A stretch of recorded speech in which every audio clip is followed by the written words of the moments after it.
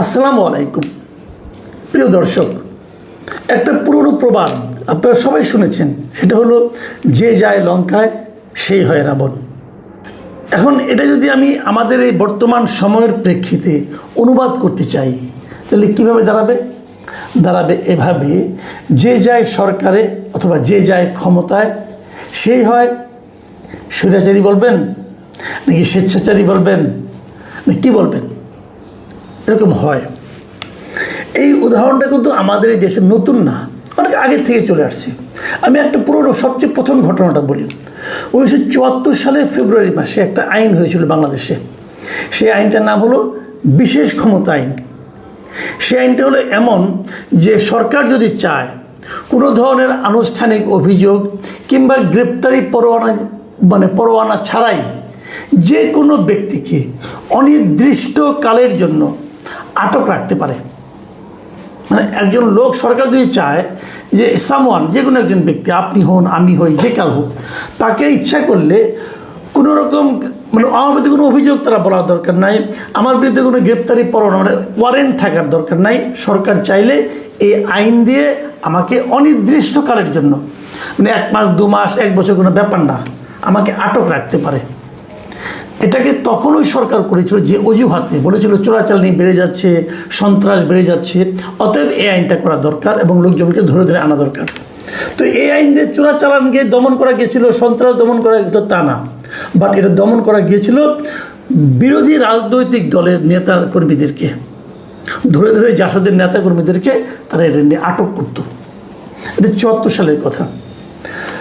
74 সাল থেকে শুরু করে যত সরকার আসছে আমাদের এখানে সবাই এই আইনটা প্রয়োগ করছে। এবং যে সরকার আসছে সেটা সময় বিরোধী দল ছিল না, ছিল তো। বিরোধী দলে থাকাকালে তারা কিন্তু এই আইনটা সমালোচনা করছে, বলছে এটা একটা কালো আইন, এই আইনটা থাকা উচিত না। সবাই এবং যারা ক্ষমতায় ছিল তখন তারা প্রয়োগ করছে, ক্ষমতা থেকে যখন নেমে যেয়ে তারা বিরোধী দল হয়েছে তখন তারা এই আইনটা সমালোচনা করছে যে এই আইনটা থাকা উচিত না। আবার যখন তারা ক্ষমতায় আসছে তখন তারা আবার এই আইনটা বলছে এই আইনটা থাকা দরকার। ব্যাপারটা কী দাঁড়ালো, যখন উনি ক্ষমতায় থাকেন, সরকারে থাকেন, তখন ওই কালো আইন হয়ে যায় ওনার জন্য প্রয়োজনীয় আইন, এবং যখন ক্ষমতার বাইরে থাকেন তখন এটা হয় তার কাছে কালো আইন।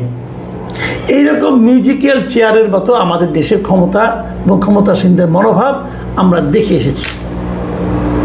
তো 74-এ ঘটনা, এই উদাহরণ, এই শ্লোক, এত কথা অবতারণা করলাম কেন সেটা একটু বলি।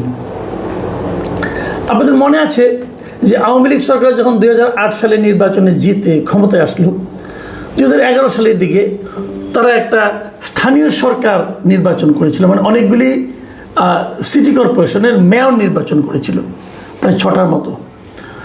সবগুলিতে আওয়ামী লীগ হেরেছিল, সব কটাতে। সিলেট, রাজশাহী, খুলনা, তারপরে গাজীপুর, চট্টগ্রাম, সবগুলোতে তারা হেরেছিল। হারার পর যারা জিতেছিল তারা নিশ্চয়ই বিরোধী দলের লোক ছিল সবাই, এবং তারা যে খুব সুন্দরভাবে মেয়রশিপটা চালাতে পেরেছে তা কিন্তু না।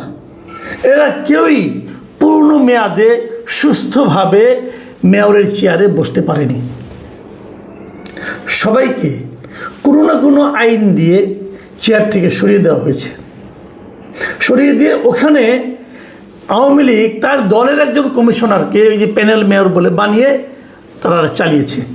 কোনো একটা মেয়র দায়িত্ব পালন করতে পারে নাই। কেন পারে নাই?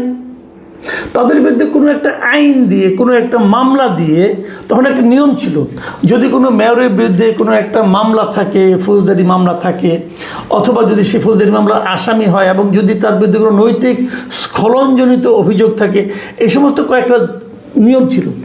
এইগুলি কোনো একটা থাকলে তাকে সেখান থেকে সরিয়ে দেওয়া যায়, সরিয়ে দিয়ে অন্য একজনকে আপনি ওদের মাঝখানে প্যানেল থেকে কাউকে একজনকে আপনি বসাই দিতে পারেন। প্রত্যেকটা জায়গায় এই ঘটনা ঘটেছিল।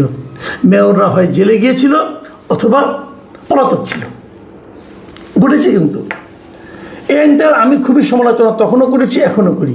আমার কথা হলো, একজন লোক জনপ্রতিনিধি, জনগণ তাকে নির্বাচন করেছে, তাকে আপনি একটা প্রশাসনিক আদেশের মাধ্যমে, নির্বাহী আদেশের মাধ্যমে তাকে আপনি সরিয়ে দেবেন কিভাবে? কেন? তাহলে কি আপনি জনগণের রায়কে অবমাননা করলেন না? এটা উচিত না। একটা ছুতা নাতায় তো আপনি তাকে সরিয়ে দিতেই পারেন, এটা তো উচিত না। এই বিষয়টা যখন আমাদের অন্তর্বর্তীকালীন সরকার এলো, তারা এটাকে আরও নগ্নভাবে প্রয়োগ করলো। কীভাবে নগ্নভাবে প্রয়োগ করলো? তারা অন্তর্বর্তীকালীন সরকার দায়িত্ব নিল কবে? 2024 সালের 8ই আগস্ট। ঠিক তার 9 দিনের মাথায়, মানে 17 আগস্ট তারা কয়েকটা আইন করলো। এই আইনগুলি কী কী? আইনগুলির নামগুলি আমি বলি। আইনগুলি হলো স্থানীয় সরকার সিটি কর্পোরেশন সংশোধন অধ্যাদেশ। আইন মানে অধ্যয়ন তো সংসদ নাই, কিন্তু প্রেসিডেন্ট অধ্যাদেশ জারি করেছে। তবে স্থানীয় সরকার পৌরসভা সংশোধন অধ্যাদেশ, জেলা পরিষদ সংশোধন অধ্যাদেশ, উপজেলা পরিষদ সংশোধন অধ্যাদেশ, এই 4টা আইন তারা করলো। এবং এই 4টা আইনে তারা কী বললো? তারা বলল, আগে যেরকম একজন প্রশাসককে, একজন মেয়রকে, নির্বাচিত উপজেলা চেয়ারম্যানকে, নির্বাচিত জনপ্রতিনিধিকে, স্থানীয় সরকারের এদেরকে যেমন এখন একটা কারণ দেখিয়ে ছুতা নাতায় সরিয়ে দেওয়া যায়, এখন তারা দেখুন এতগুলি কারণ আমি কী করে দেখাবো?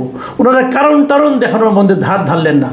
ধার না দিয়ে ওনারা বললেন, মূল কথা হলো ওনারা বললেন যে যদি সরকার মনে করে যে বিশেষ পরিস্থিতিতে অথবা জনস্বার্থে এই জনপ্রতিনিধিদের বরখাস্ত করতে হবে, তাহলে তারা ইচ্ছা করলে করতে পারে। মানে কোনো রকম অজুহাত, কোনো রকম লেম এক্সকিউজ কিছুই দেখাতে হবে না। সরকার মনে করেছে যে বিশেষ পরিস্থিতি বা জনস্বার্থে। এখন বিশেষ পরিস্থিতি কাকে বলে বা জনস্বার্থ কোনটা, এর কোনো সংজ্ঞা কিন্তু এই আইনে দেখানো হয় নাই। এবং হয় নাই বলে তখন যে ঘটনাটা ঘটেছিল তা হলো 2024 সালে, মানে সেই যে আইনটা করলো 17 আগস্ট, তার ঠিক 2 দিনের মধ্যে 12টা সিটি কর্পোরেশনের মেয়র, 7টা জেলা পরিষদের চেয়ারম্যান, সারা দেশে সব উপজেলা পরিষদের চেয়ারম্যান, ভাইস চেয়ারম্যান, নারী ভাইস চেয়ারম্যান ও পৌরসভার মেয়রকে অন্তর্বর্তীকালীন সরকার অপসারণ করে। সব মিলিয়ে অপসারিত জনপ্রতিনিধির সংখ্যা হলো 1876 জন।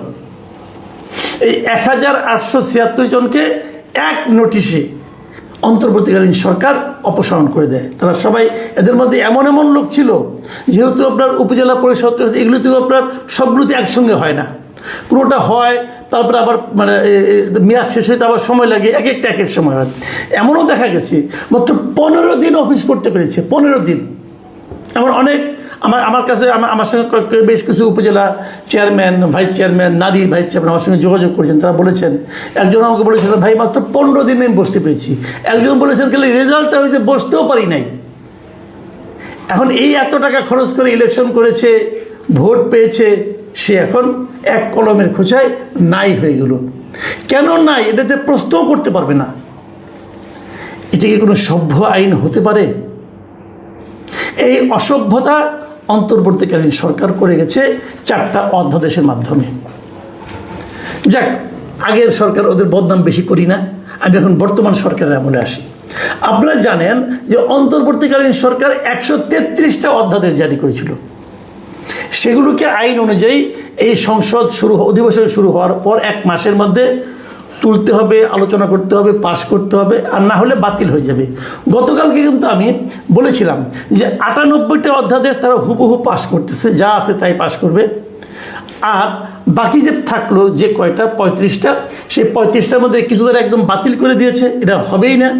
আবার কিছু তারা অধিকতরভাবে করবে এবং কিছু তারা আলোচনা করবে। এগুলো 3টা ক্যাটাগরিতে রেখেছি।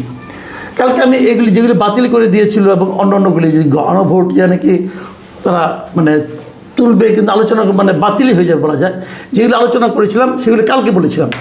আজকে আমি 98টা নিয়ে, 98টার মধ্যে একটা নিয়ে আলোচনা করার জন্য বসছি। আসলে একটা না, 4টা। সেই 4টা কোনটা?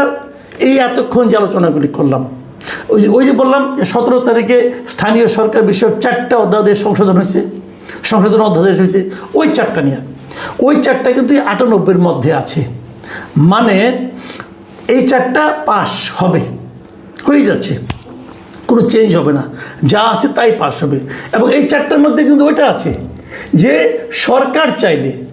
সরকার চাইলে যদি বিশেষ পরিস্থিতির কারণে অথবা জনস্বার্থে যে কোনো স্থানীয় সরকারের প্রতিনিধিকে যে কোনো সময় বরখাস্ত করতে পারবে। তাহলে বিষয়টা কী দাঁড়ালো? বিষয়টা দাঁড়ালো হলো এই, আগামীতে যখন এইটা যখন আইন হয়ে যাবে, তখন আগামীতে যখন কোনো কেউ উপজেলা চেয়ারম্যান হবেন, যখন কেউ কোনো মেয়র হবেন, তিনি যদি অন্য দলের হন, সরকার বিরোধী কোনো দলের হন, সরকার ইচ্ছা করে 2 দিনের মাথায় তাকে বরখাস্ত করে দিতে পারবে। তাহলে ইলেকশন কে করবে? কেবল নিজের দলের লোকজন করবে। আমরা বলেছিলাম না, আমি আর ডামির নির্বাচন, স্থানীয় সরকারে আমি আর ডামির নির্বাচনের একটা ব্যবস্থা আইনগতভাবে পাকাপোক্ত করার চেষ্টা হচ্ছে। ইহা কি গণতন্ত্র? আমরা এটাকে গণতন্ত্র বলবো? আপনারা অন্তর্বর্তীকালীন সরকারের অগণতান্ত্রিক অনেক অধ্যাদেশ বাতিল করে দিলেন, এই 4টা রাখলেন কেন? আপনার পক্ষে যায় তাই? নতুন সরকার এসেছে, অনেকে আমাকে বলেন নতুন সরকার মাত্র দায়িত্ব নিল, এরকে সমালোচনা কেন করেন? আমি সমালোচনা করতে চাই না, বিশ্বাস করেন আমি চাই নতুন সরকারকে সমর্থন করতে। পাশাপাশি আমি এটাও তাদেরকে অনুরোধ করব, এমন কিছু করেন যেন সমর্থন করতে পারি। এটা কি সেই কাজ? এই কাজের সমর্থন কে করতে পারবে বলেন আপনি আমাকে? গণতান্ত্রিক মন মানসিকতা যার মধ্যে সামান্যতম আছে, সে পারবে এটাকে সমর্থন করতে? মির্জা ফখরুল ইসলাম আলমগীরের মিনিস্ট্রি এটা, ওনাকে তো আমি একদম ভদ্রলোক হিসেবে জানি। আপনি এরকম স্বৈরাচারী একটা আইনকে সাপোর্ট করতেছেন? কিভাবে করতেছেন ভাই? আপনার তো বয়স হয়েছে না,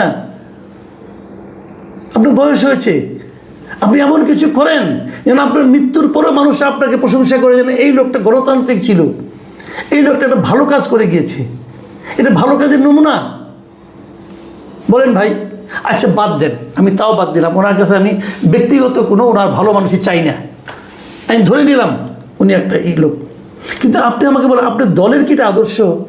আসেন আমি 2টো পয়েন্ট আসি। 1 নম্বর পয়েন্ট হলো, আমরা জানি যে এই সরকার শুরুর থেকেই, মানে সরকার মানে বিএনপি অনেক আগের থেকেই 31 দফা রাষ্ট্র সংস্কার আন্দোলন তারা করতেছিল, মানে একদম শেখ হাসিনার আমল থেকে কিন্তু 31 দফা রাষ্ট্র সংস্কার করবে।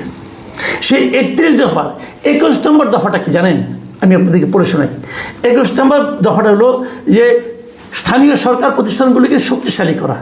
সেখানে বলা হয়েছে যে মৃত্যুজনিত কিংবা আদালতের আদেশে পদ শূন্য না হলে স্থানীয় সরকার প্রতিষ্ঠানে সরকারি প্রশাসক নিয়োগ না করা এবং আদালত কর্তৃক দণ্ডপ্রাপ্ত না হওয়া পর্যন্ত স্থানীয় সরকারের প্রতিনিধি, নির্বাচিত প্রতিনিধিদের নির্বাহী আদেশের বলে বরখাস্ত বা অপসারণ না করার কথা না, মানে করা যাবে না।